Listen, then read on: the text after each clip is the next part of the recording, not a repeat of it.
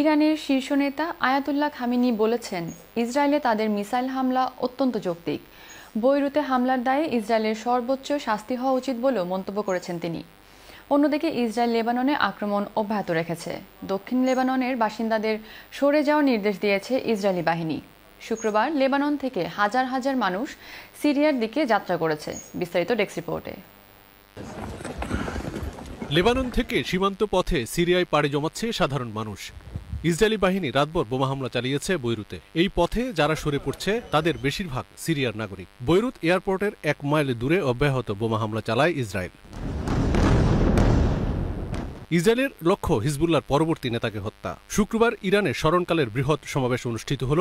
দেশটির শীর্ষ নেতা আয়াতুল্লাহ খামেনি বলেছেন, ইসরায়েলে ইরানের হামলা ছিল যৌক্তিক। এছাড়া বৈরুতে হামলার অপরাধে ইসরায়েলের বিচার হওয়া উচিত বলেও মন্তব্য তার। He said Iran's missile attacks on Israel this week were fully legal and legitimate and would be repeated if necessary.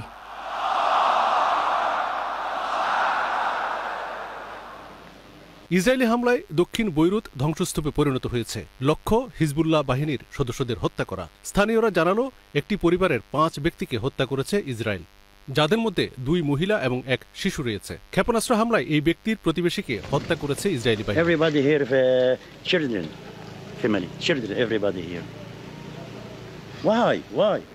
Hasan জানালেন, তাদের আশেপাশে কোনো অস্ত্রধারী কিংবা হিজবুল্লাহ সদস্য নেই।